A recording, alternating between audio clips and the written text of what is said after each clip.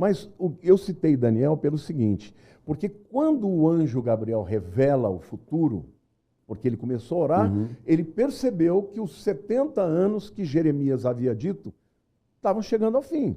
Então ele foi orar a Deus. O Senhor falou que eram 70 anos, como é que vai ser que a gente vai voltar? E aí vem o anjo Gabriel e traz toda a revelação para ele. E ele fala de 70 semanas, né? No caso, no hebraico, 77. São 77 anos. Então, ele diz, desde a ordem da saída da Pérsia para Jerusalém, começa a contar. Eu tenho um estudo, num dos meus cursos sobre Apocalipse, que eu mostro a data que Jesus entrou em Jerusalém, porque está citado lá. No jumentinho, aquela no primeira. jumentinho, como Zacarias fala. E ele diz, não só que seria morto ungido, então fala da cruz, e depois ele fala de tudo que aconteceria até o final.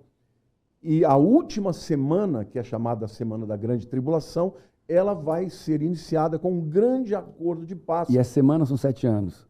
7 anos. É porque é Shavuot, né? Na verdade, fala de 70 setes. 70 setes são destinadas para o teu povo e para a tua cidade. O povo de Daniel era o povo de Israel e a cidade era Jerusalém. Então, tem alguns teólogos hoje que acham que isso não tem mais nada a ver com os judeus, não acreditavam que os judeus iam voltar para a sua terra, só que eles estão voltando, e voltaram. E tudo está se cumprindo.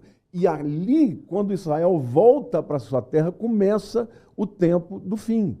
Então, assim, mas o que eu quis dizer é o seguinte, no tempo de Daniel, o anjo fala assim, você sela as profecias porque o tempo não é para agora. Mas quando João ouve Jesus falando, ele fala, você revele e escreve no livro aquilo que eu vou revelar. Que coisa tremenda, né? O anjo falou para Daniel, eu estou te mostrando, você vai por aí, mas você não vai ter entendimento e você não vai revelar para todo mundo. Mas para João ele diz, escreve tudo que eu vou te revelar, porque o tempo é agora. Uau. Então, nós estamos vivendo, o Paulo, o tempo do Apocalipse. Existe uma verdade na escatologia, né? Escatologia é a doutrina do tempo do fim. Estudo do final dos tempos. Aliás, perdoe-me o lapso, o meu livro que eu estou lançando agora, dia 10, é um livro que chama O Apocalipse Agora. 800 páginas. Uau. É um compêndio, é o maior compêndio escatológico que eu já vi no mundo. Nunca vi um livro sobre Apocalipse. Sobre Apocalipse. Vou te mandar depois para você que gosta de ler, para dar uma olhada lá. Mas por que eu estou dizendo isso? Tem coisas que João revelou que não podiam se cumprir. Bom, por exemplo, quando fala das 2 testemunhas, que elas vão ser mortas em praça pública e o mundo inteiro vai trocar presentes e vai celebrar a morte deles. Como é que o mundo inteiro pode celebrar uma coisa que acontece lá em Jerusalém? Através da internet, através da televisão. Então não era possível, naquele tempo, que aquela profecia se cumprisse. Isso. Porque a Bíblia diz claramente que o mundo inteiro vai celebrar, porque as duas testemunhas serão 2 profetas que vão descer o porrete. Entendeu? No anticristo, que vai estar nessa época governando e propondo, né, um acordo de paz para o mundo, e as pessoas vão adorar esse cara. E aí eles vão dizer, ele não é o Messias, ele não é o Mashiach, ele não é o Cristo. E eles vão confrontar o anticristo, até que ele, num determinado momento, ele recebe a autoridade para matar os 2. E aí a Bíblia diz que o mundo inteiro vai festejar. E é bem fácil entender isso quando nós vemos pessoas do bem apoiando o Hamas. Pessoas aplaudindo e defendendo o Hamas. Um grupo terrorista que matou dezenas de crianças em escolas, 10, 20, 30, cortando a cabeça, decepando crianças de 1, 2, 3, 4, 5 anos. Então, filmando e rindo. E filmando, sim. Eu comecei a ver um desses filmes. Chorei 3 dias. Eu também. Chorei por 3 dias. Comecei a ver, chorei por 3 dias. Isso foi a menor das maldades. E defender terroristas. Então tem gente, esse é o final dos tempos. Vai ter gente defendendo terrorista.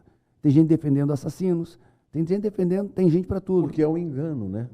Porque quando Jesus ele vai falar no discurso profético, que está relatado em Mateus 24, Lucas 21, Marcos 13, ele começa dizendo, ninguém de modo nenhum vos engane. Ele fala 5 vezes sobre o perigo do engano.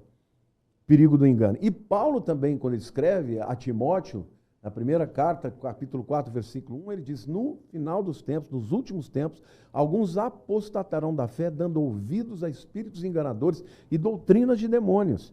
O engano é tão grande que você vê, por exemplo, nesses lugares de extremistas, de muçulmanos, e aqui eu quero diferenciar o muçulmano dos terroristas extremistas, mas eles matam pessoas homossexuais.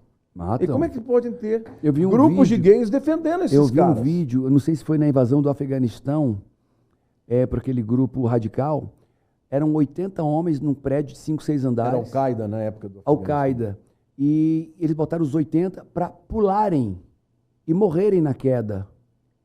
E quem não queria pular, empurrava, atiravam na cabeça e jogavam. E grupos obrigados de feministas. A pular. E os grupos feministas que apoiam isso?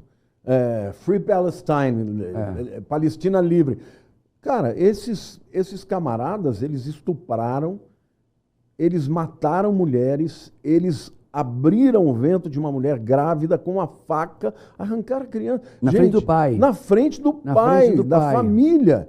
Então eu te pergunto, como é que uma pessoa que é feminista, que defende o direito da mulher, apoia isso? Se não for pelo engano, que é, de fato, uma potestade espiritual que está acontecendo nesse mundo. Por isso nós vemos... O engano é a potestade espiritual. É um dos primeiros sinais do final dos tempos. Quando Paulo... tipo Jezabel, manipulação... Sim, Jezabel é manipulação, né? Mas Paulo diz assim, ninguém de modo algum vos engane, porque está falando da vinda de Jesus, porque isso não acontecerá sem que primeiro venha a apostasia e então seja revelado o filho, o homem da iniquidade, o filho da perdição. É bom explicar rapidinho o que é apostasia para... Bom, muito bom. Apostasia é uma palavra transliterada. Eu vou explicar o que é isso. Batismo. O que é batismo? Imersão? No grego, essa é uma palavra grega. Batizar é mergulhar. Então, apostasia também é uma palavra grega que foi transliterada para o português. Apostasia significa divórcio. Se você for para a Grécia hoje e quiser divorciar, você fala, eu quero fazer apostasia. Agora está falando da apostasia de quem?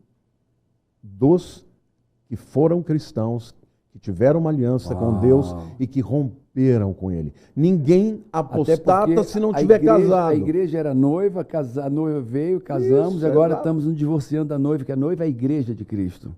Então, o que a Bíblia está dizendo é que a apostasia será o abandono, o rompimento da aliança com Deus de pessoas que já tiveram uma experiência com Deus. Uau. E isso acontecerá por causa do quê? Por causa do espírito de engano. Alguns apostatarão da fé, dando ouvidos a espíritos enganadores e doutrinas de demônios. Esse é o tempo. Paulo,